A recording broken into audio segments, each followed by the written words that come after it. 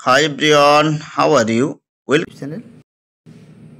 আমরা Google Chrome অ্যাপসটি কিন্তু এই অ্যান্ড্রয়েড ফোনগুলোতে ইউজ করে থাকি এবং গুগল ক্রোম অ্যাপসের মাধ্যমে আমরা গুগলের টোটাল ইনফরমেশনগুলো, যেসব ইনফরমেশন আমাদের দরকার, আমরা তো ম্যাক্সিমাম ইনফরমেশন এখন গুগল থেকে নিয়ে থাকি। আর গুগল ক্রোম অ্যাপসটি কিন্তু খুবই পপুলার।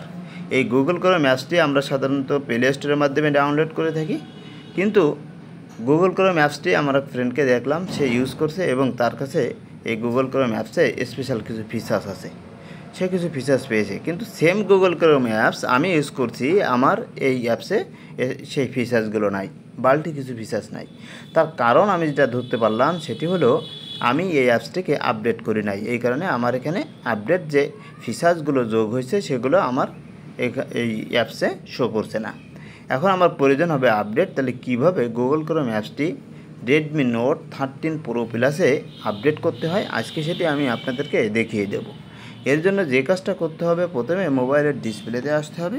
ডিসপ্লেতে আসার পরে এখানে দেখব যে সেটিং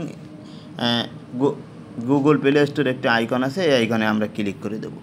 ক্লিক করার পরে ওপরের দিকে একটি সার্চ অ্যাপস নামে অপশন চলে আসবে, এই অপশানে ক্লিক করে দিলাম এবং টাইপ করলাম গুগল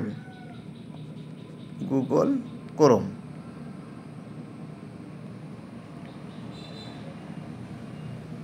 গুগল ক্রোম সার্চ করলাম। সার্চ করলে আমি যে গুগল ক্রোম অ্যাপসটি অলরেডি ইনস্টল করে ফেলেছিলাম সেটি কিন্তু উপরে শো করছে এবং পাশে লেখা আসছে যে আপডেট, এটি আমাকে আপডেট করতে হবে।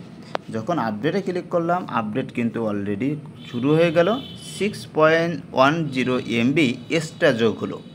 আগে ধরুন মনে করুন 50 ছিল, তার সঙ্গে 6.10 MB আপডেট করতে হচ্ছে, এটি আপডেট হয়ে গেল। তার মানে প্রত্যেকবার আপডেটের সময় কিছু কিছু এমবি কিন্তু অ্যাড হয়ে যাবে, কারণ এই গুগল ক্রোম যে অ্যাপস, এটি যারা তৈরি করেছে তারা স্পেশাল কিছু ফিচার্স এখানে যোগ করেছে। এক্সট্রা ফিচার্স যোগ করার কারণে তার ওয়েট বেড়ে গেছে, এই জন্য তার এমবিও বেড়ে গেছে। অলরেডি ইনস্টল কমপ্লিট এবং এই অপশনটিতে ওপেন অপশন চলে আসলো, এখানে ক্লিক করে আপনি গুগলের ক্রোমে চলে যেতে পারবেন এবং ব্রাউজিং করতে পারবেন। থ্যাংক ইউ অল, আল্লাহ হাফেজ।